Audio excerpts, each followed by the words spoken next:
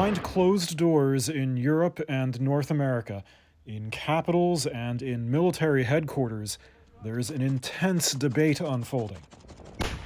Who should become the next leader of the NATO military alliance? But while Secretary General Jens Stoltenberg is expected to step down in September, and a replacement could be named as early as July, there are many names being put forward and no obvious frontrunner. So who are some of them, and what's the debate? Jamie Shea is with the Chatham House think tank in London and a former NATO spokesperson. There's no shortage of possible candidates. Many women names are being suggested, and as NATO has never had a female Secretary General before, I think in terms of conveying the impression of a 21st century alliance attuned to modern society, it's high time that the Secretary General of NATO should be a woman, as has been the case with so many other international organizations. Of course, countries like in Central and Eastern Europe that have been in NATO for some time already and are playing a big role in the current collective defense on the eastern flank, they may well feel it's our time to have the job as well. Diplomatic sources say the names being discussed include Denmark's Prime Minister, Mette Frederiksen. She says she hasn't officially applied for the job, but regardless, she's emerged as one of the bigger contenders.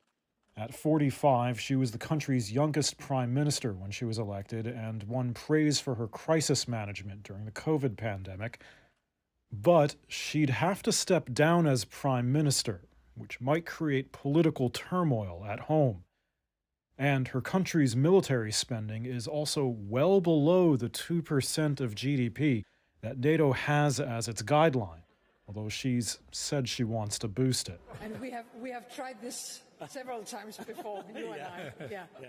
In Eastern Europe, Estonia's Prime Minister, Kaja Kallas, has been discussed. She's also 45 and was the first woman elected as Prime Minister there. But some members see Kallas as too hawkish on Russia.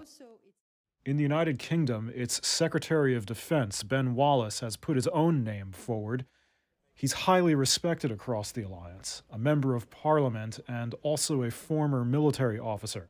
But some European Union countries, such as France, want a NATO leader from within the EU. Many also prefer a candidate that used to be a president or prime minister. Stoltenberg himself is the former leader of Norway. Diplomats told Reuters that Wallace may be a long shot. And my sense, given the role of NATO today, the importance of NATO today, the Allies will be looking for somebody who is a serving prime minister, because a prime minister really has the contacts, the address book, the ability to make immediate phone calls to presidents and prime ministers, both in the NATO countries and beyond, which are geared to the kind of high-level diplomacy that NATO is now carrying out. There are other names being discussed, but there's also another angle. Some diplomats predict that many candidates would be deemed unacceptable to NATO members Turkey and Hungary, who are often at odds with the other allies over key issues. Turkey and Hungary are blocking Sweden's attempt to join NATO right now. In the end, Stoltenberg may be asked to stay on in his role to keep a united front in the face of war.